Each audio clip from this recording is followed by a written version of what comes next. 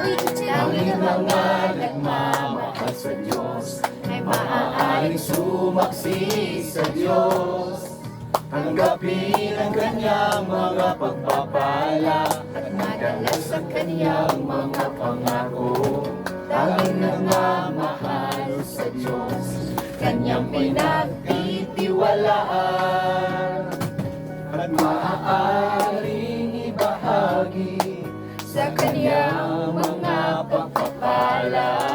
Tanging ang mga tao ay maaaring mabuhay para sa kawalang hanggan. Tanging yaon, mga tunay na nagmamahal sa Diyos ang namumuhay ng may pinakamataas na halaga at kahulugan. Tanging sila ay totoong may pananalig sa Diyos.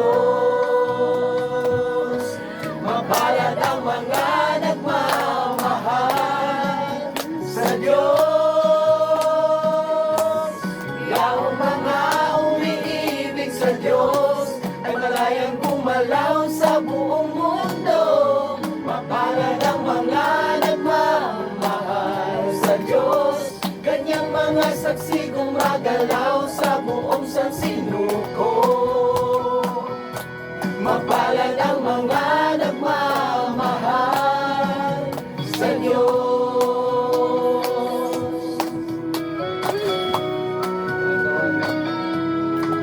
Mga tunay na umiibig sa Diyos ay kung sino ang maaaring magbigay ng kanilang lahat alang-alang sa gawain ng Diyos.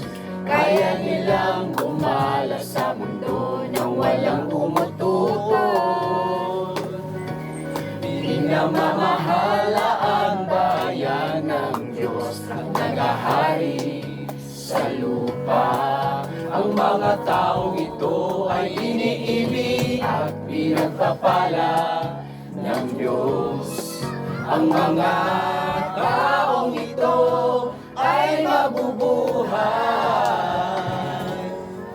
magpakailanman sa liwanag ng Diyos. Nabubuhay sila na may pinakamahalaga at kahulugan.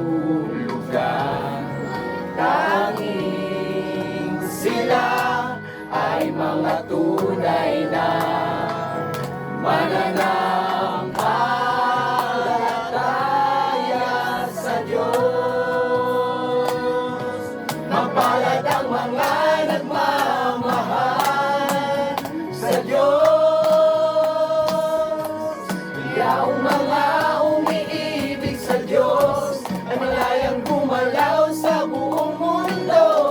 Mapalad ang mga nagmamahal sa Diyos, kanyang mga saksi gumagalaw sa buong sansinuko. Mapalad ang mga nagmamahal sa Diyos. Ang kayong mga tao ay nagmula sa buong mundo na may iba't ibang wika at kulay ng balat. Pero parehong kahulugan ng buhay, pag-ibig sa Diyos. Magkaroon ng parehong saksi na may ibinahaging aspirasyon. Mapalad ang mga nagmamahal sa Diyos. Yaong mga umiibig sa Diyos ay malayang gumalaw sa buong mundo.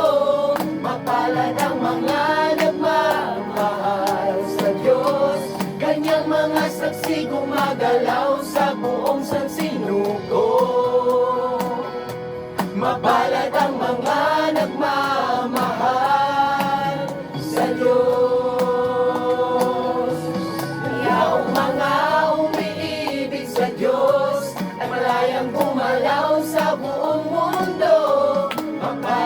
mga nagmamahal sa Diyos. Ganyang mga saksi gumagalaw sa buong San Sinuko. Mapalad